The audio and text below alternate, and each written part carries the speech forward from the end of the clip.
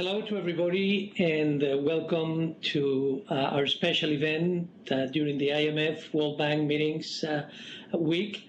I want to thank you all for spending this time with us, and we're about to have a very exciting conversation on the intersection of two key issues which I believe are vital to our economies and societies. One of them has to do with the social contract, which is the agreed relationship between governments and individuals, and where the private sector can play an important role as part of that contract. And the other one is on a just transition, a transition to a low carbon economy in society that doesn't leave anybody behind, either economically or socially. Both of these issues have been evolving over time, but there has been an acceleration during the last year and a half or two as a result of the pandemic. We have seen that with the pandemic, there has been a deepening in inequality, both across countries and within countries. We have seen an increase in the role of the state, particularly but not exclusively in advanced economies, and with increases in sovereign debt, again, both in advanced economies and developing economies in low-income countries. And we have seen that the global systemic challenges that once we thought were so far away can become very tangible and real and happen now, as it happened with COVID, but there are other global systemic challenges, other pandemics and climate change in particular, which are out there, and now they become a lot more real and threatening to all of us. So all of that has prompted a number of questions and reflections on what should be our course of action now in this sort of post-pandemic world. And today, the discussion that I'm going to have with our two fantastic guests is about that. How can we balance things to deliver a future of global prosperity, which is coupled with social inclusion, with societies which are truly resilient across all possible dimensions, and with a sustainable future, both in terms of climate change and the other dimensions of sustainability, which are so dear, like those which are contained in the Sustainable Development Goals. That will require both a reformulation of the social contract and also a understanding of what is the optimal strategy for a just transition. And for that, we have with us today Baroness Minouche Shafik. Hello, Minouche, and welcome to our conversation. And Professor Jeff Sachs, who's joining us from New York. Jeff, again, thanks very much for your time today.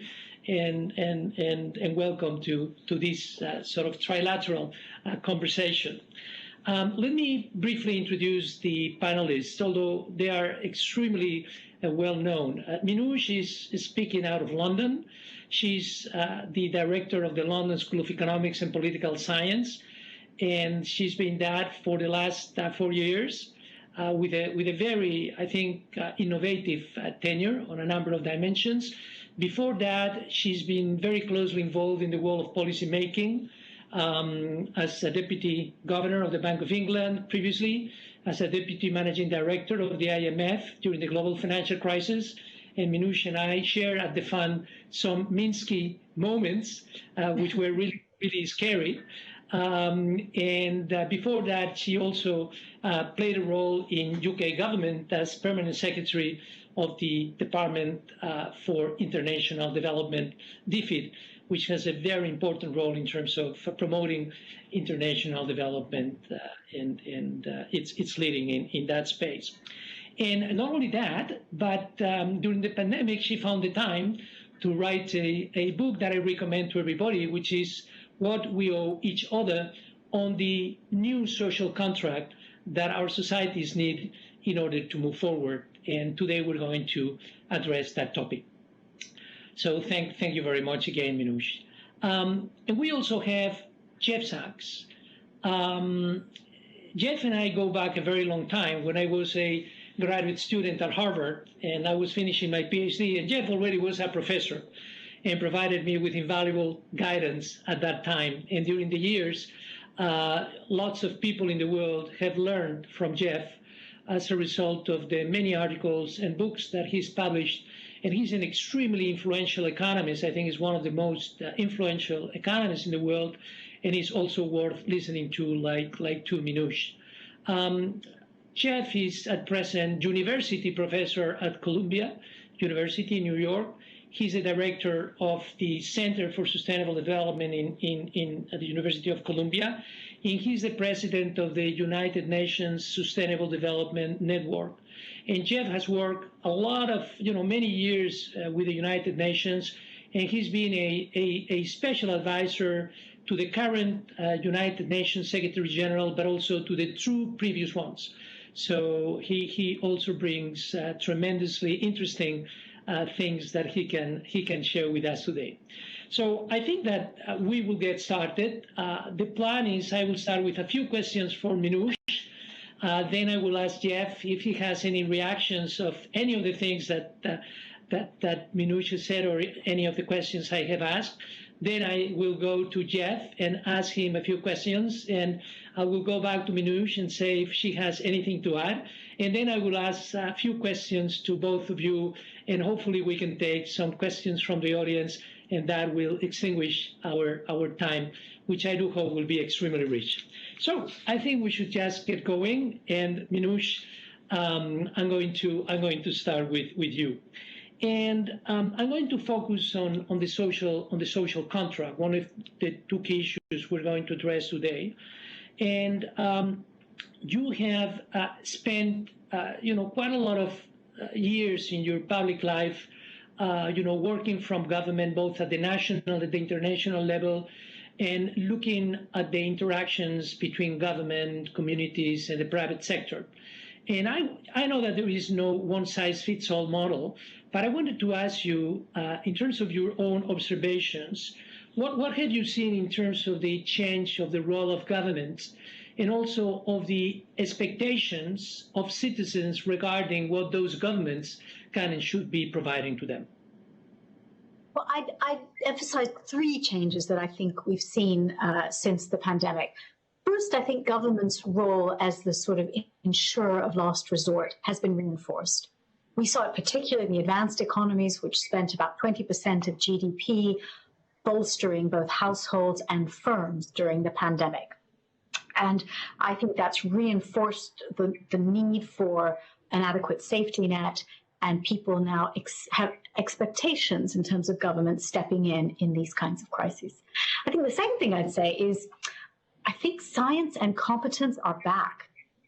We went through a phase where I think there was a bit of rejectionism of experts and technocrats and managerial competence. And I think this crisis has reinforced in many countries the importance of competence and expertise and science. And I say that's a good thing. I think the third thing, which is a bit more worrying, is that nationalism is also back in force in many countries. And really, in almost every country in the world, citizens expected their governments to take care of them first before they worried about the rest of the world, even when it was quite clear that at the margin, government action at a global level would be far more effective than continuing action at the national level. And that's a worrying sign, and I think it bodes really badly for our ability to tackle climate change. But that's the next topic. But I think those are the three things I'd highlight as major changes. Fantastic. Thank you very much. Let me continue a little bit on that line. You have talked about insurer of last resort, science and competence are back, and then coming back to nationalism in a number of cases, populism. In your book, you talk about the interdependence between individuals, between societies, and between societies and the environment. And the pandemic has highlighted a number of fault lines in those relationships, but also has provided us with the opportunity to address these fault lines through the redevelopment of the social contract. And I wanted to ask you which would be the main avenues through which we should be redefining our social contracts in order to make sure that we move to a better world. So the pandemic definitely revealed fault lines, but they revealed fault lines that were already there. If you think about the groups that suffered the most during the pandemic, it was those on precarious work, it was women, it was the young and the old. And the vulnerabilities that they had became even more acute during the pandemic. I think the two biggest drivers that have broken our current social contract are the changing role of women, who are no longer available because they're educated and employed to care for the young and the old for free, and technology, which has fundamentally changed work and made it more flexible and competitive, and also changed what we need from our educational system in terms of the higher returns that are accruing to those who are educated. And I think those two drivers, technology and the changing role of women, have broken our current social contract. And I think they point to where we need change. And I'll just mention a couple of areas. First, if we're going to get all these educated women in and get them to stay in the labor market, we need a fundamental solution to care. And we need an infrastructure of care, both of the young and the old, that doesn't force women to leave the workplace. Second, if work is going to be more flexible in the future, we need to think about providing portability of benefits, just like we had the reform of portability of pensions as people started to move around between employers. Our old social contract was premised on the idea that people would have 2 or 3 employers in a lifetime. People often now have 2 or 3 employers in a week. And those workers who don't get sick leave, unemployment insurance, healthcare, and other skills benefits and investments with that work. I think that needs to change, and all workers should be getting benefits that are portable regardless of the nature of their employment contract.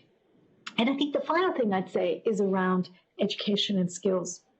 The old model was you get your education from about age 5 or 6 to your early 20s, and that should last you a lifetime. In this new world, you're going to work for 50 or 60 years, and you're going to need to renew your skills many times. And the idea that employers should carry all those costs, I think, is unrealistic. And so I would argue for, a big investment in skills and education. Thank you very much. So all the 3 important things. Now, those make tremendous sense. And my question is, do you see action or do you envisage action happening at the either national or at the global level in order to move in the directions that you have indicated? I think the action is uneven. You are starting to see some countries recognize that the insecurity of precarious work is unsustainable and insisting on benefits. But there are very few countries. Just as an example, in the UK recently, the Supreme Court ruled that Uber drivers are employees and should be entitled to sick leave and other benefits. That hasn't been the case in the United States, where recent legal rulings have gone in the opposite direction.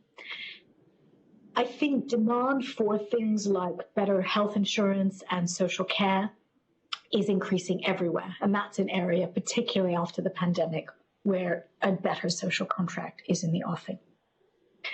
I think what's happening in labor markets is really interesting. 2 years ago, I was always being asked, are jobs going to become redundant and workers are going to be replaced by robots? And what are all these people going to do?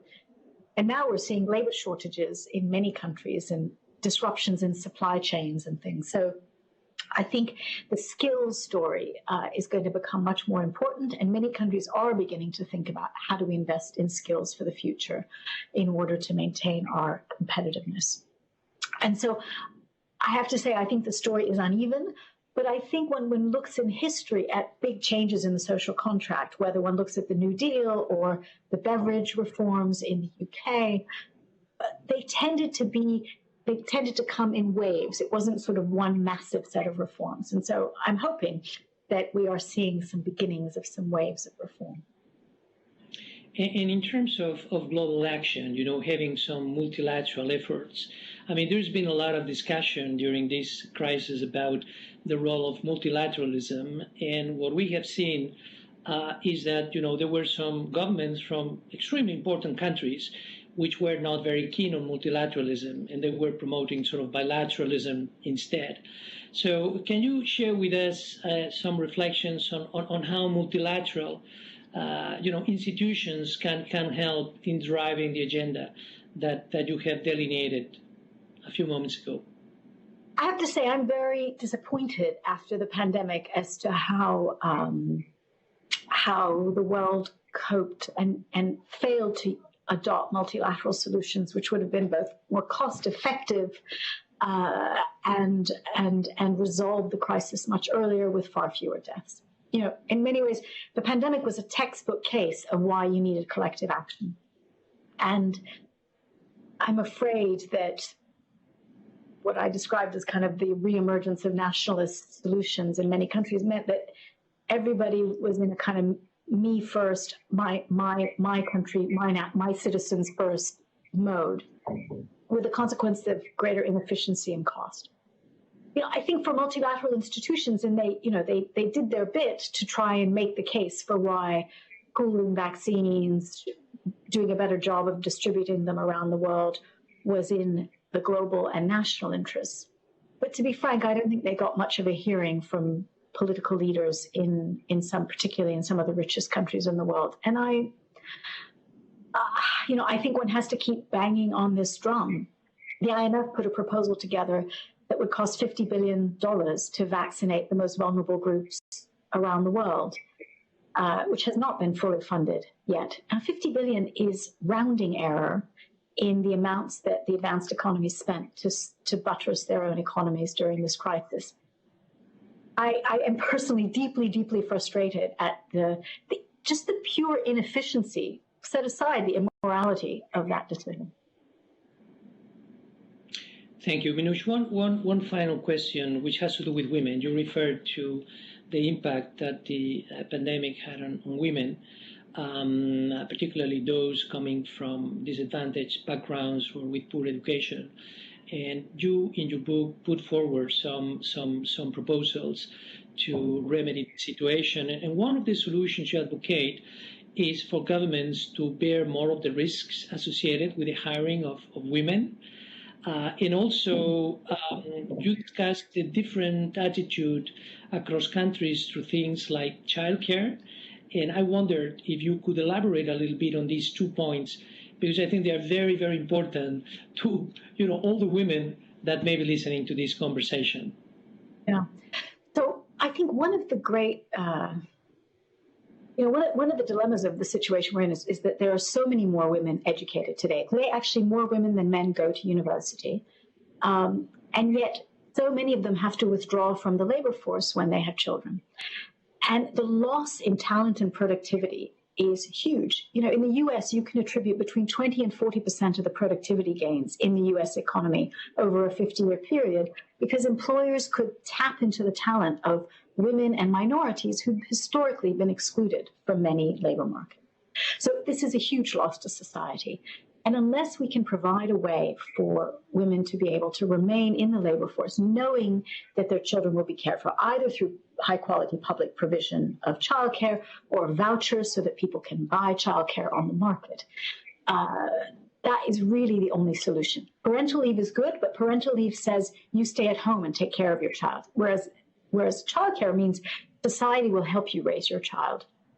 The evidence on what happens to children in childcare after the first couple of years of life is actually very positive, and I think that argument doesn't really hold water. And it's also clear that countries who do this well are able to retain levels of employment that are far higher. So if you look at sort of Northern Europe, you tend to have dual earner households, whereas in Southern Europe, you have 1.5 or predominantly male-dominated households with massive losses in productivity. And also, interestingly, in the advanced economies, declining fertility. And so countries like Spain, like Ireland, like Italy, traditionally associated with large families, now have some of the lowest fertility rates in the world. Similarly, in Korea and Japan. And so unless the childcare issue is resolved, we won't be able to sustain population growth rates, and we won't be able to keep women in the labor market. And the only other thing I'd say for the developing world, which I know is hugely important for Standard Chartered, all of these newly educated women in many developing countries won't be able to use their talents to promote productivity and growth in their own countries unless they're supported by better systems of childcare. Okay, so some people who may be listening to this conversation may be thinking, okay, so out of the crisis we have governments which have been now, laden with higher debt burdens, and some of the things that Minouche is saying imply higher government spending. Now, my understanding from what you're saying is that a lot of the measures that should be put in place are going to lead to increasing productivity, to increasing labor force participation. So in a way, this is something that is going to pay for itself, and perhaps more than pay for itself. So maybe you can reassure our audience that we are balancing the books at the end of the day. Absolutely. So perhaps one of the most important ideas in my book is that I'm not advocating lots more redistribution. I mean, some countries need more redistribution, and we can talk about that. But the biggest problem is pre-distribution, investing in people early on, early years education, childcare to enable people to stay in the labor market, skills training throughout life. Those are things that will increase productivity, and we need to think of those as investments, not as consumption. And in the book, I show very clearly the huge returns. I mean, just a simple figure. If you look at globally, using data from about over 1,000 years of data for hundreds of countries on the rate of return to education, it's about 10%. Over the same time period, the rate of return to investments in the S&P 500 is about 8%. So these investments pay off. And they don't just reduce inequality, but they also increase productivity and growth and eventually pay for themselves. And one thing that I want to bring in and that I forgot to mention when I introduced you is your very long tenure at the World Bank. So you're certainly very, very acquainted with developmental issues and how to foster the cause of social and economic development. Fantastic.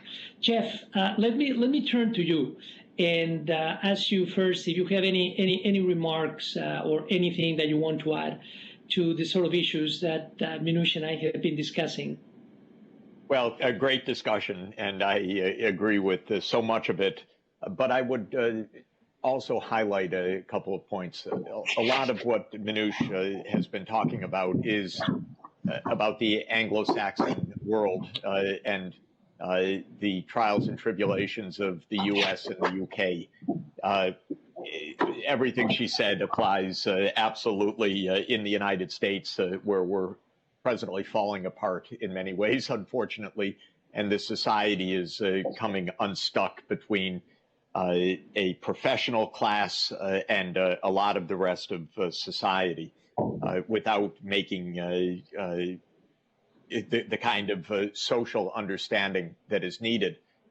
But at the same time, I would say that, and she pointed to Northern Europe towards the end of your discussion just now. Northern Europe has been pushing in this direction for, I'd say, about 20 years at least. And there is an expression that I like very much of the well-known science fiction writer William Gibson, who said famously, "The future is already here, just unevenly." So I think if countries want to view the future, they should look at Denmark or Norway or Sweden or Finland. If you do that, the high returns to investments in childcare and pre-K, in healthy upbringing and public systems is absolutely clear. The quality of life is, I think, the highest in the world in these countries by many standards, and indeed by many metrics that are rank league tables. But where I would differ a little bit is that it isn't just pre-distribution versus redistribution. Those countries both pre-distribute and redistribute. They redistribute a lot.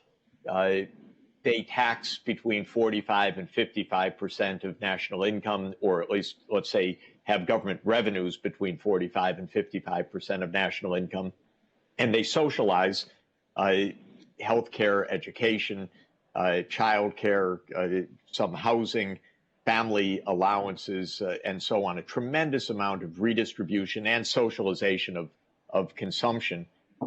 It leads to the most civilized societies, in my view, and the ones that, at least in the index that I helped compile with one of Minouche's fellow members of the House of Lords, Lord Richard Layard, when we publish each year the World Happiness Report, come out at the very top of the world in terms of life satisfaction. Finland is #1, and all those countries that we're talking about are right up there near the very top.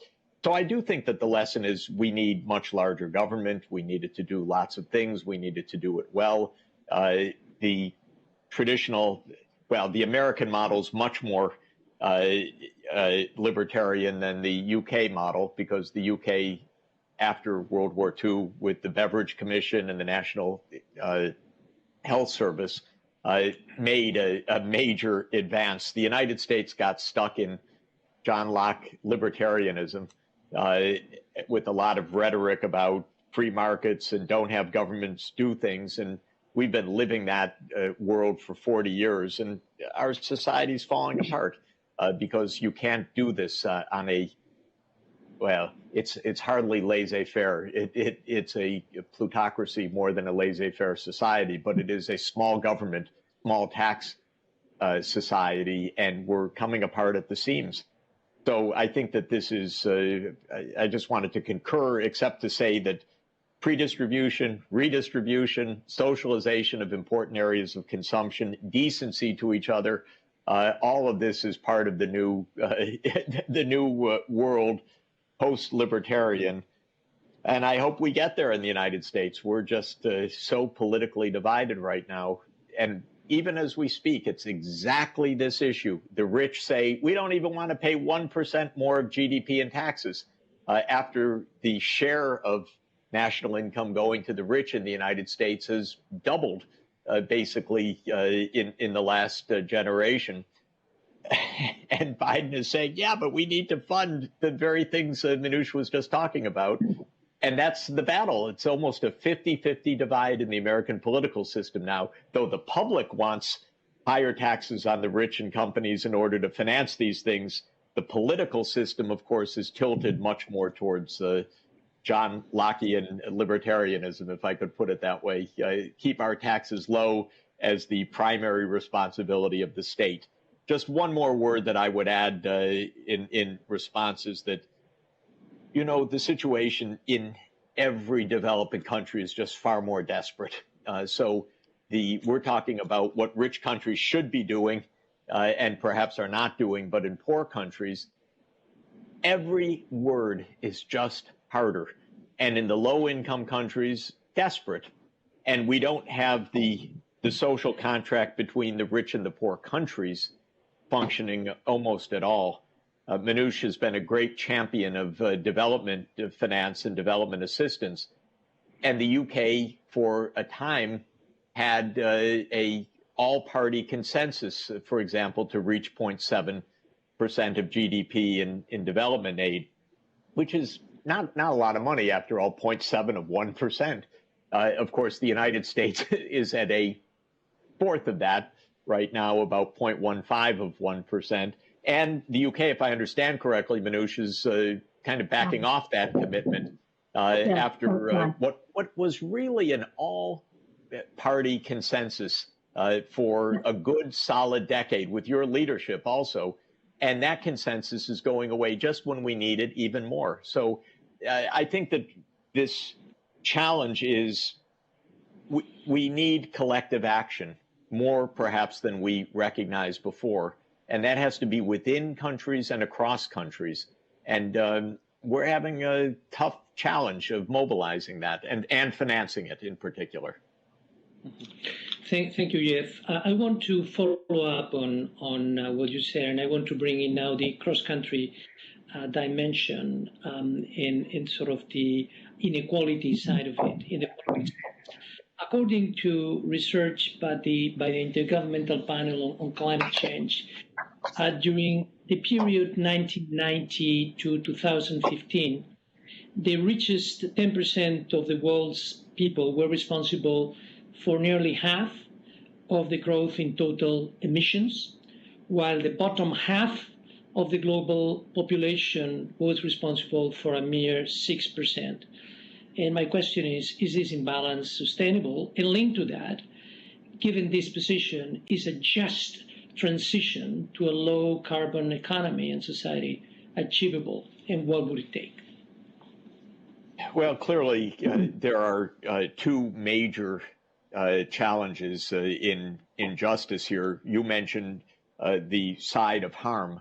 Who's actually creating these adverse externalities, as we would call them? Who's creating these damages? It's, of course, people who use a lot of energy, because the most important of the greenhouse gases is carbon dioxide.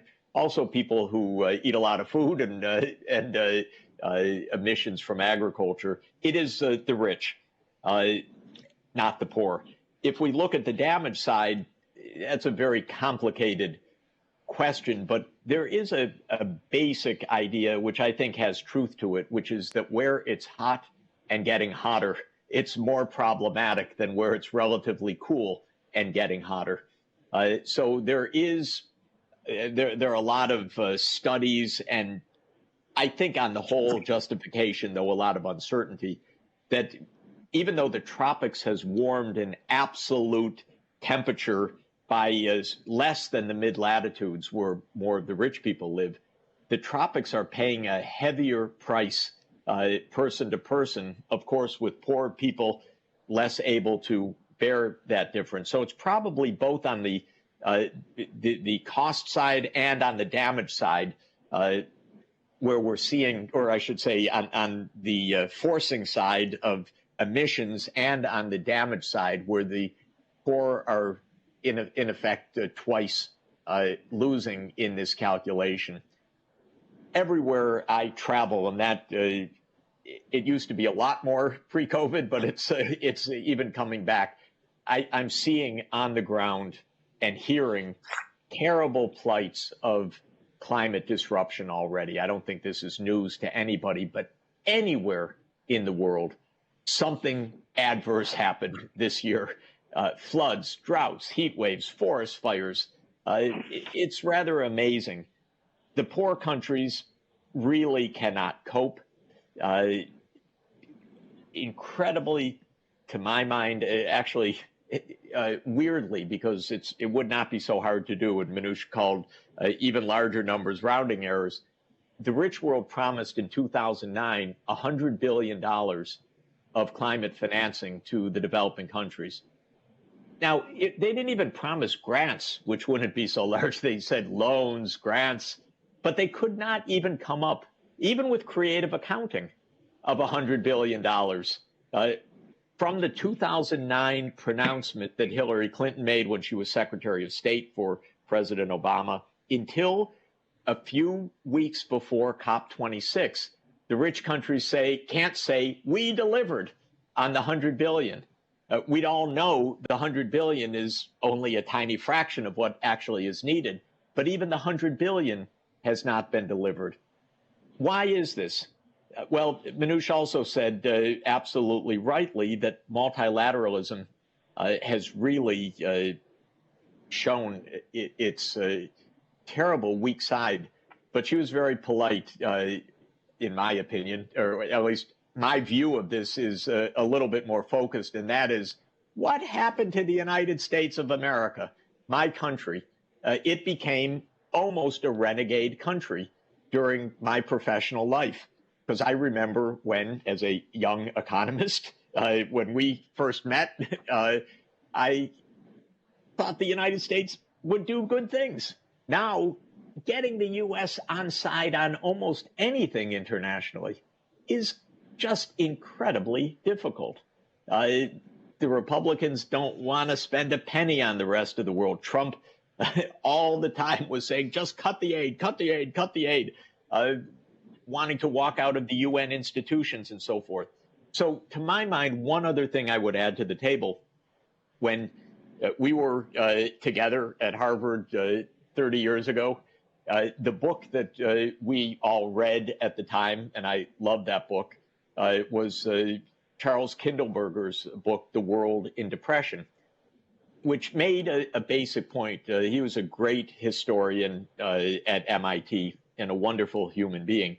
And he wrote a book, short book about the Great Depression, but he basically asked the question, why wasn't this solved in the 1930s before new disaster hit? And he said, because there wasn't international cooperation.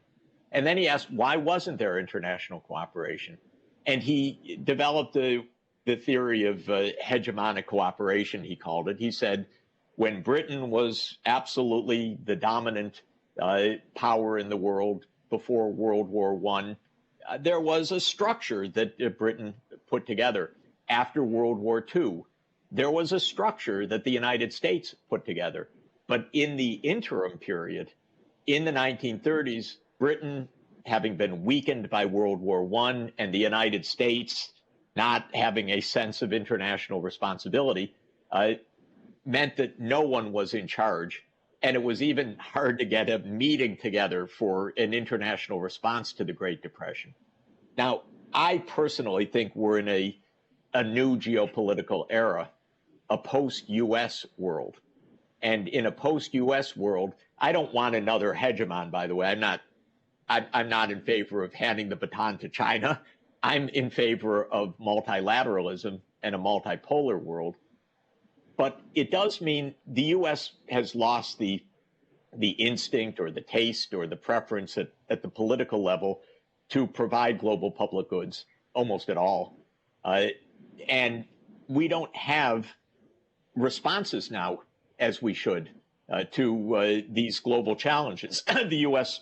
was not helpful in the COVID response, and Trump walked right out of the WHO at the height of the COVID response, and still getting the U.S. and China in the room together on COVID, I haven't figured out how to do it. And so in this sense, we face this odd problem. We don't have the institutional or geopolitical framework of cooperation working very well right now. Well, thank you. Thank you very much, Jeff. Sorry to be a little bleak about it, but it's not hopeless, but it is a little bit of a breakdown right now that we have to repair.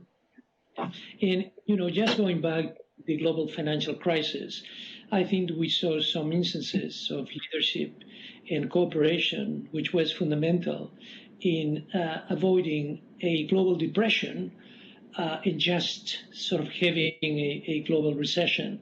And I think it would be very good to recover some of the good things that we had at that time, which is not that long ago.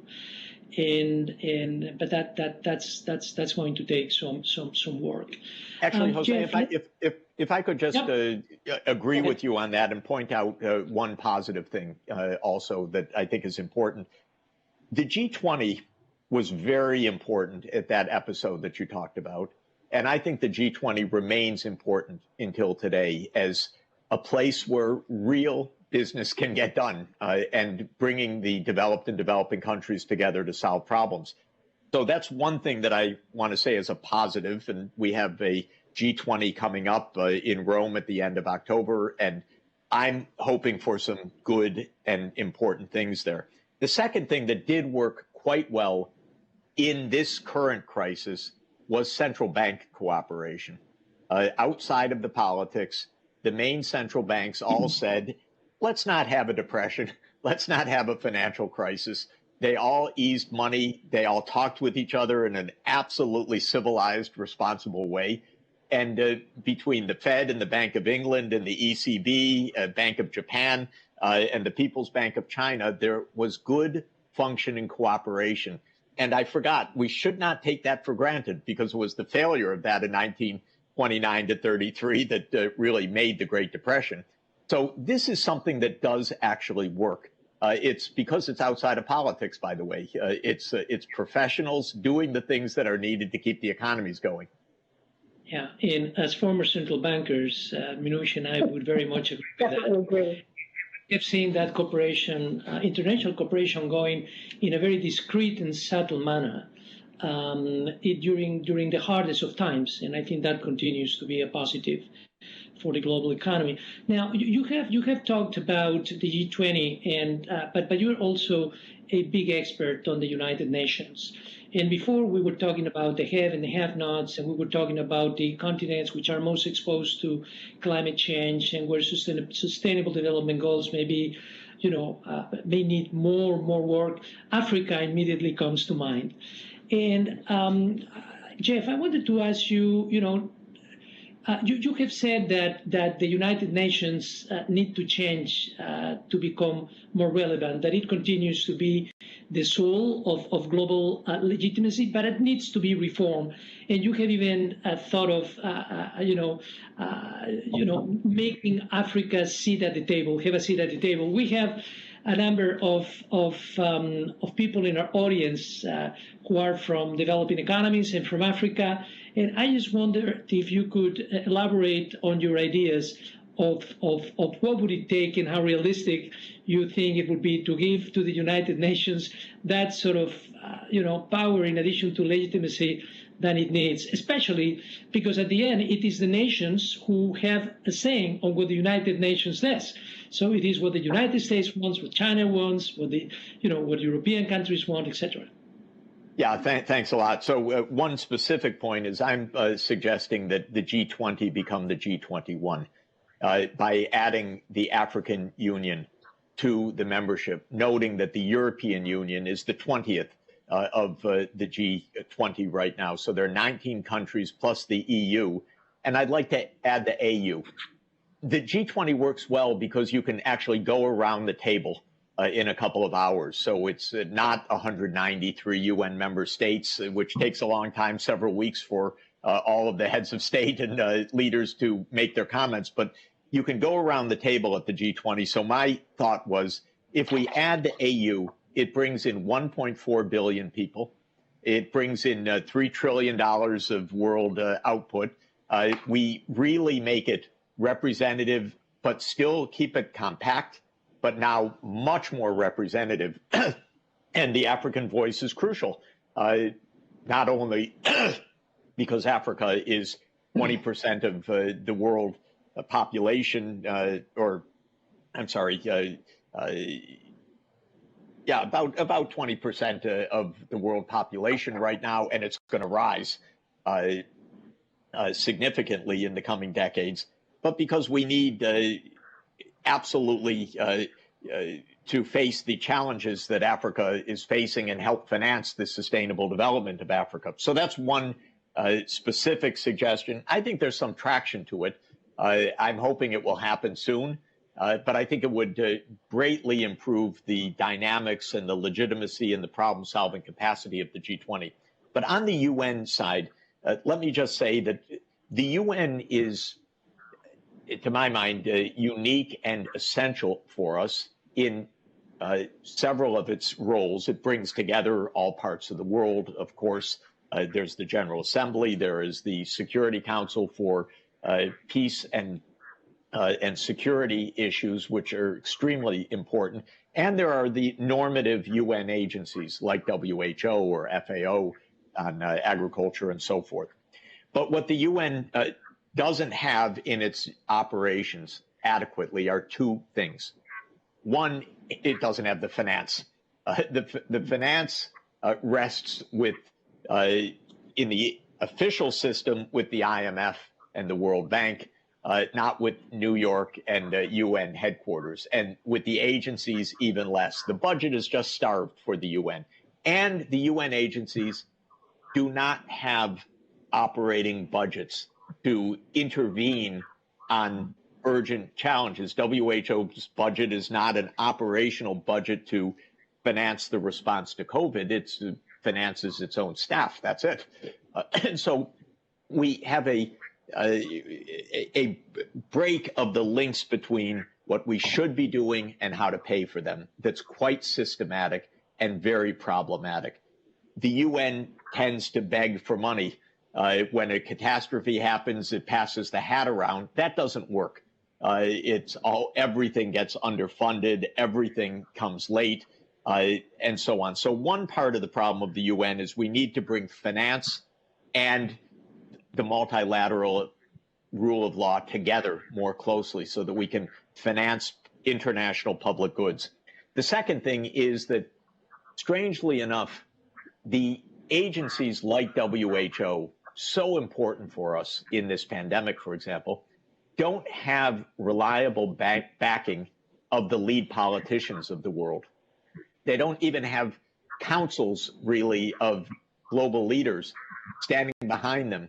So WHO was not defended in the pandemic to play its necessary role.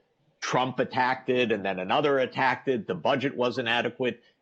This serves nobody to have this weakness. So I believe we need to have some institutional change so that global political leaders are associated with these organizations much more systematically, with WHO, with UNESCO, with Food and Agriculture Organization, so forth. I have technical ideas about how this can be done. But the bottom line, Jose, is that multilateralism is a system. It requires institutions. It cannot just be normative approaches or nice ideas divorced from money and power. We have to align the things to do with the ways to pay for them, with the political power to get them done. And to my countrymen, where Americans a lot, especially on the right wing, of course, came to doubt that why have the UN? We're so powerful. I would say to Americans, we cannot achieve anything we want right now on our own. If you need evidence, look at Afghanistan. But I could name 100 such cases. The U.S., even this powerful, rich country, needs a strong, functioning UN system, not just alliances, because the U.S. is all about military alliances, AUKUS and NATO and this and that. But the U.S. needs multilateralism, too. And I think that's true of China. I think that's true of every major power in the world. So I'm hoping that we can understand after COVID, a weak UN serves nobody. It doesn't serve the powerful countries. It doesn't serve the U.S. interest. It serves nobody. We need to strengthen the UN system. Great. Minouche, do you want to add something to what to the issues that Jeff has just addressed? Yeah, I think the only thing I'd add is I think part of the problem in the U.S. is that the feeling that the U.S. has tired of being, providing global public goods and being this world leader, and that it had cost the U.S. too much. And I think part of the problem is that the benefits of having a good international system were not shared within the U.S. fairly. And so one argument I think I would make is that you need very good national social contracts to get the political support for internationalism. People have to feel that their domestic economies are fair and their domestic political systems are fair in order for them to be generous vis-a-vis the rest of the world. And I think that link between national social contracts and internationalism and support for a multilateral system are very close. I would agree with that completely. Thank you. Thank you very much. Thank you to both of you. Let me now go pose some questions to both of you, and also draw from some questions from the audience, and I'll mix them a bit. But one question which follows up from something you have been saying is the importance of fostering the social development goals, making sure that they become a reality through the right means. And you have mentioned the difficulties of making that happen, even if it's in the UN agenda, without the right financial capabilities. And I wanted to ask you about the role of the private sector. Standard Chartered, working on across many emerging markets and developing economies, we're very committed to the Sustainable Development Goals. We think it's a moral imperative, but we think it's a very good way of sort of realizing the business opportunities which are there to do good for the markets in which we operate. And I want to talk about the role of the private sector and the cooperation between the private sector and the public sector. And I want to mention one word: blended finance. And for that, the role of multilateral development banks and of the World Bank is extremely important. So I just wanted to ask both of you, is there anything missing that can help us sort of leverage the role of blended finance as much as it should, in order to have the trillions of dollars which are needed flowing from where the money sits in big international capital centers to where money is most needed in these emerging markets and developing economies, and where there may be very attractive sort of not only social but also risk-adjusted sort of private rates of return. Minouche, do you want to start and then go to Jeff? Well, I think, Jose, I completely agree with you. I think particularly in fragile states and low-income countries, blended finance is the only way you're going to get the kind of scale of investments that are needed to fund infrastructure and the SDGs. I think particularly in the poorest parts of the world, the combination of blended finance and investment platforms is the future. By platforms, the idea that you go and look for individual good private sector investments in low-income countries, it's just not cost effective. You don't get the scale and impact that you need. So for me, that combination of platforms and blending is the way to get the best of both and achieve the kind of scale that we need to fight poverty in the developing world. I always remember the wonderful Faisal Abid in Bangladesh, the head of BRAC, who said to me once, "Small is beautiful, but big is necessary." Thank you very much. Thanks, Minouche. Jeff? We need a massive increase of financing. Developing countries, almost by definition, not quite, are capital scarce. And that means there's a lot of good investment to make. There are three big buckets of categories I would emphasize.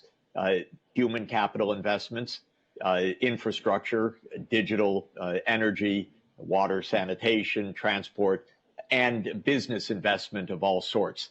And I think when we look at the shared responsibilities, the public sector has by far the primary responsibility on the human capital. The infrastructure really is a blended activity. It already is, but there is much more that can be done for new energy systems, certainly for digital connectivity, and many other infrastructure investments. And the business development is largely a private sector activity. All three of these kinds of investments come together. They are not really sequential. They come simultaneously. They different emphases depending on the state of development and the economy and structure and so on. But this means that inherently there's strong blending that can be done and needs to be done. And that blending can take many forms. Private sector investors can buy bonds of multilateral development banks as one basic kind of blending. And second is co-financing projects, obviously. So I think that this is absolutely the right spirit.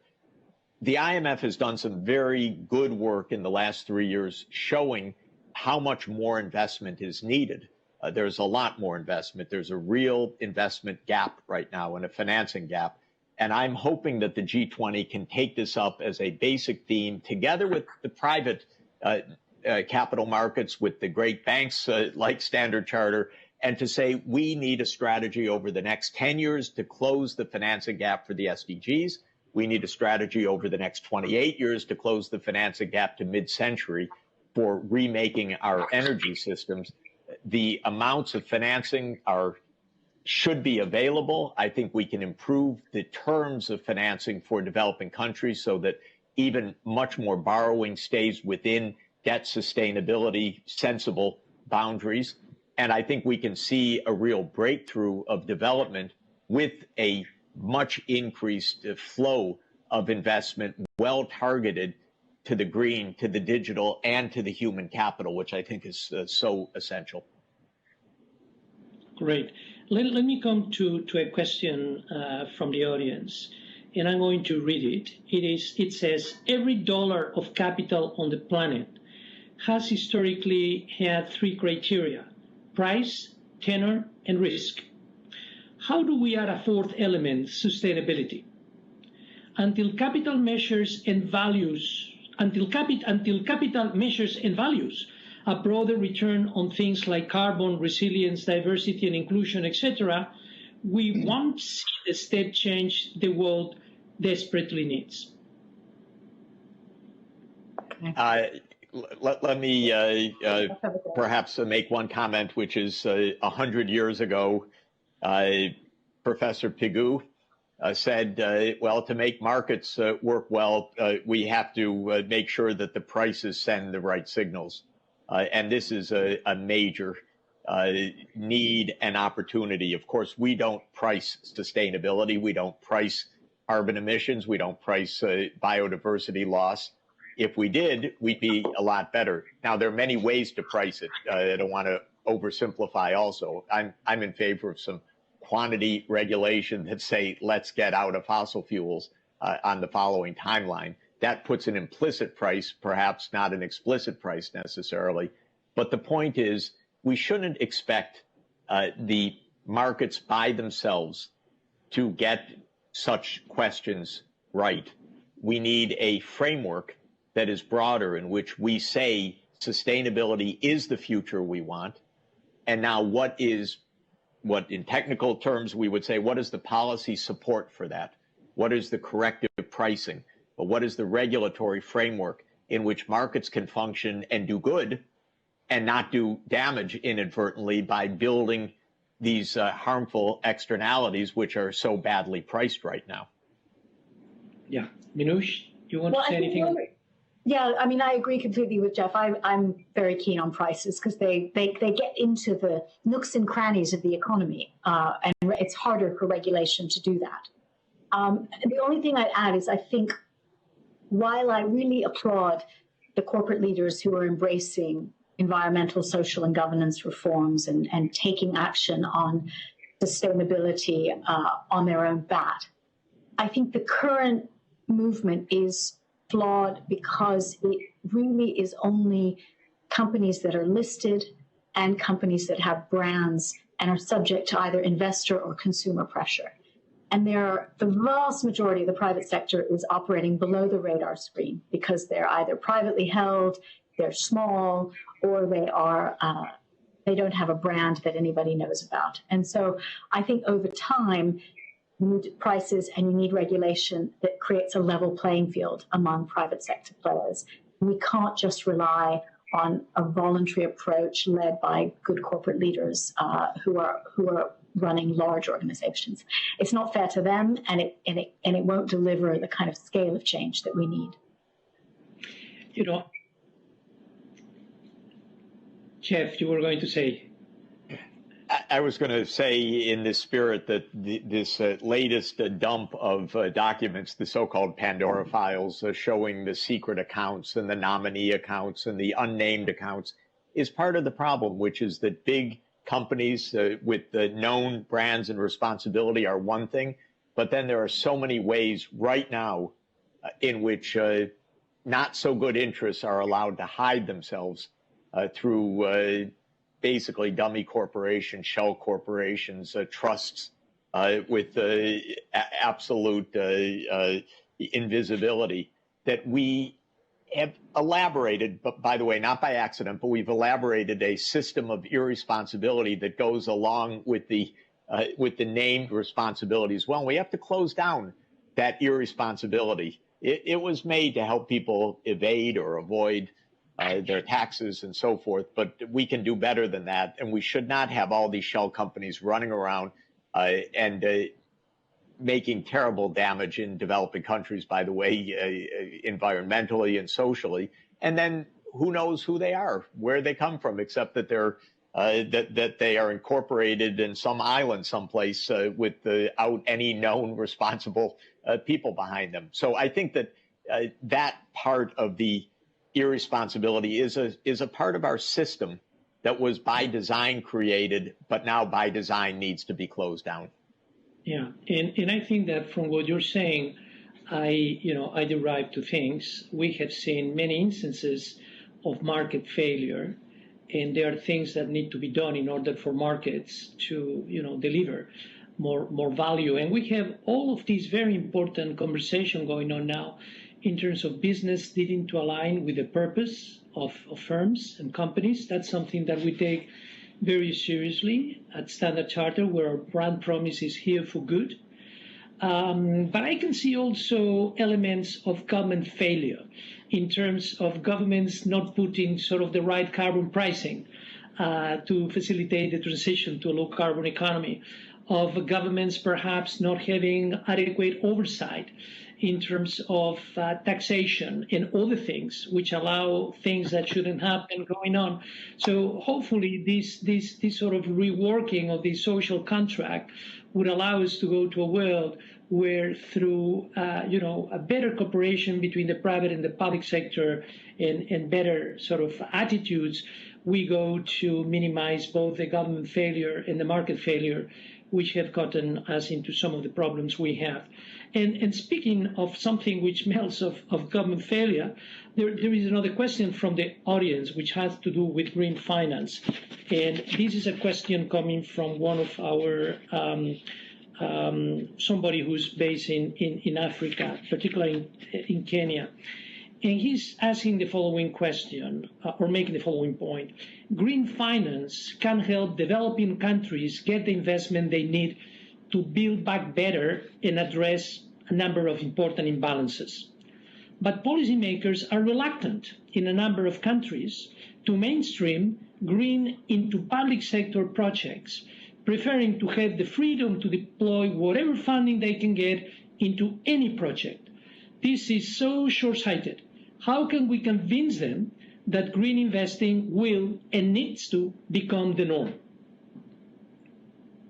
Boy, is that a good question. And how many places are still persisting in new fossil fuel developments that are going to end up being stranded? I think there's no magic answer to good governance or good investment choices or good political behavior, but I would take a note. The International Energy Agency issued a very powerful report this year, getting to net zero by 2050. And it had a simple sentence. Our conclusion is no more investments in oil and gas. And so I would say to any government, that's a good hint. Don't do it because maybe you think it looks good for the moment, but it's going to end up badly. And of course, we need to get our politicians thinking for the longer term, not just for the short-term politics. We need to have better alternatives for them so that they're not taking investment funds for bad things because the investment funds for good things are not available. That is part of the problem right now. But also, all of these standards require clarity of where we're going. I happen to think that the Paris Climate Agreement and the Sustainable Development Goals give us that framework so that businesses or governments can test, does it make sense what we're doing? Are we aligning with where we're supposed to be going, or are we trying to swim upstream? Maybe salmon can do that, but we don't do that very well. So I would urge that we swim with the current, with the flow, and understand where we're aiming to be in 2030 and in 2050, and that can guide investments a lot more effectively. And on this point, I would like to get the views of both of you. If we want to reach the Paris Agreement sort of goals and sort of move towards net zero by 2050 at the right speed, do we have to, is there a trade-off between that and material well-being and economic growth? So I get asked this question all the time, particularly from students at the RSC who think, it's time for zero growth and, we all have to live more modestly and stop traveling and live off of bean sprouts. And I don't buy that argument. I think it's possible to have a very high quality of life, but in a more sustainable fashion. Yes, it will involve radical change in how we think about transportation, our energy supply systems, and our agricultural systems.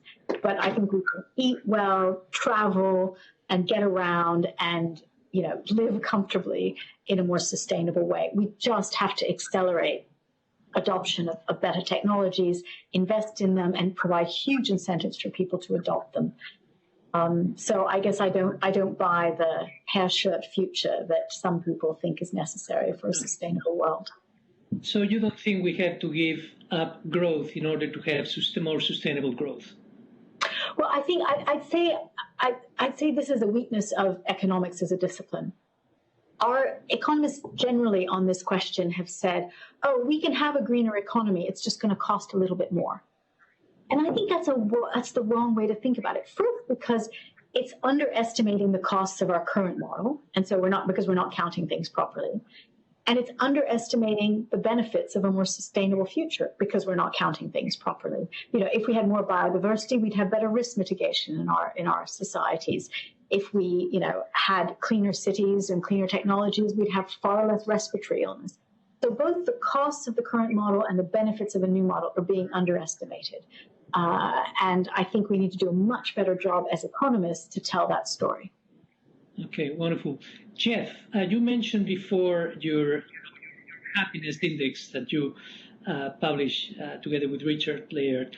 Maybe that's something that we need to think about when we think of what is needed in order to move to a more sustainable future.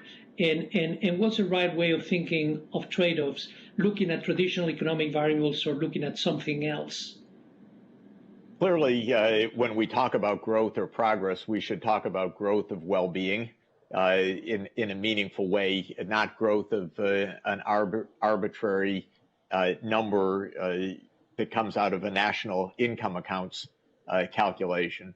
And I like to recall that when I was a young student, I got to know a great emeritus professor, Simon Kuznets, who invented much of the national income accounts. And he said to me repeatedly, this is not a measure of well-being. This is a measure of the size of the economy. It is for various kinds of macroeconomic planning or actually for war mobilization or for other kinds of economic calculations that depend on size of an economy, not well-being. So we need measures of well-being, and then we should say to students, we want growth, but growth of well-being. And there, I agree with every word Minouche said, but I would also add one thing, which is I would say to the students, do the calculations, write down a model, write down a quantitative framework out to 2050. This is something our current macro models are not very good at, by the way. Don't write a business cycle type model, but write a set of quantitative relations that pose the question, how can we live within a zero carbon boundary? They might be surprised when they do that exercise to find out you can live very well, thank you, on wind and solar power and other zero carbon technologies. And so it's not really what they think exactly if they say it's a matter of slashing GDP or living standards. It's a matter of transformation in a sensible way. But I think it's great homework assignment. And by the way, since LSE is just about my favorite place on the planet, I think the students there would do a fantastic job of proving to themselves that there's a way forward to grow in well-being and to grow in sustainability. Oh, well, I will pass that challenge on, Jeff. I might just add, if I may, Jose, one thing to what Jeff just said. One of the most interesting pieces of research I think we've done here at the LSE, building on the work that Jeff and Richard Laird have done on well-being, is to look at what determines who people vote for. Because politicians have this model of, if GDP goes up during my tenure, I'll get reelected. And what our research shows, looking at hundreds of parliamentary elections around the world, is that people actually vote their well-being. If their well-being goes up during a politician's tenure, they will vote again for that party. And that well-being is defined as my mental and physical health, the quality of my relationships in my community, whether I have meaningful work. And so I think it's a really important message to get out to political leaders that grow well-being, and you'll get re-elected. Thank you very much, Minouche and Jeff, for this super exciting conversation. I think we have ended on a hopeful note that we can have a more sustainable world with a lot more well-being, but that it's something that will depend on the choices that governments and the private sector and companies make, not just in the future, but now. So there is a great sense of urgency here. So thank you very much for this fantastic conversation, and thanks very much also to all of our clients and friends who have joined us for this event. I hope that you have enjoyed it. I certainly have, and look forward to further conversations on these and other relevant topics. Thanks to everybody. Thank you. Great.